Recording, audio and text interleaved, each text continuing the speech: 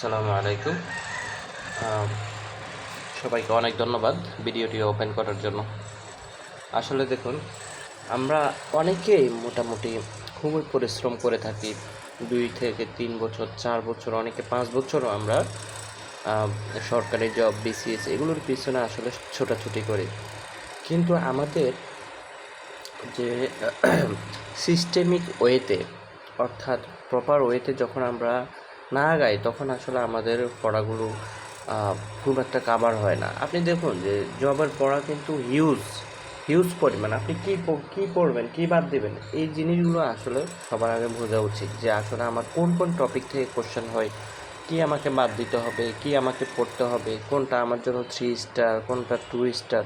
So এইভাবে যখন আমরা টপিক ওয়াইজ আমরা যখন পড়ব, তখন আমাদের বিষয়গুলো আসলে আয়ত্তে চলে আসবে। আমরা যে আমাদের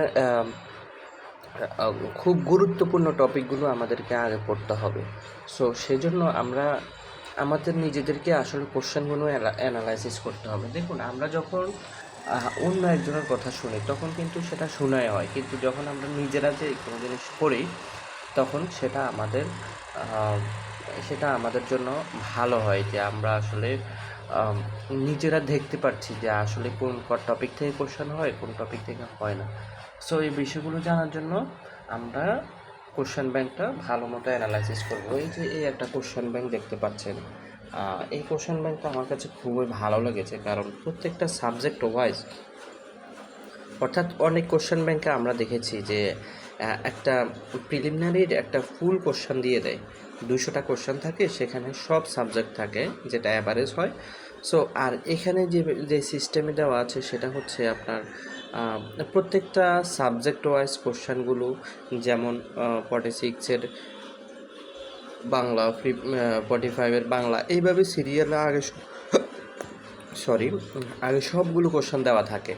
হ্যাঁ, তখন আমরা একই টপিক যখন আমরা বারবার পড়বো, তখন আমরা আমাদের জন্য আমাদের ব্রেনের যে মোটামুটি ব্রেনের সাথে আমরা ওই টপিকের সাথে আমরা ফ্যামিলিয়ার আরও বেশি হব, পরিচিত আরও বেশি হব।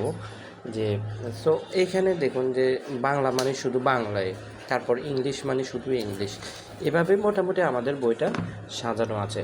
সো আমাদের সবার প্রথমে যে কাজটা, সেটা হচ্ছে আমরা কোশ্চেন ব্যাংকটা ভালো মতো পড়বো, অ্যানালাইসিস করবো। আরেকটা মজার ব্যাপার হচ্ছে, বিসিএস ছাড়াও অন্যান্য যে কোনো পরীক্ষা, সেখানে সাধারণত বিসিএস কোশ্চেন ব্যাংক থেকেই মূলত প্রশ্নগুলো করা হয়। এছাড়াও আমাদের অনেক বিসিএসে কোশ্চেনগুলো রিপিট হয়। সো সেই ক্ষেত্রে আমাদের আসলে কোশ্চেন ব্যাংকটা বুঝে বুঝে পড়ার কোনো বিকল্প নেই। তো আশা করি সবার আগে আপনারা এই কোশ্চেন ব্যাংকটা পড়বেন।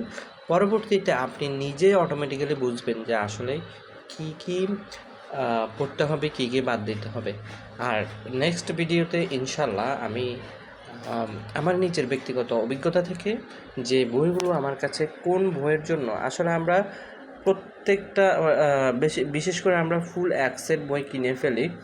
সো সব বই মোটামুটি ভালো, তবে কিছু কিছু বইয়ের জন্য কিছু কিছু স্পেশাল ভালো থাকতে পারে।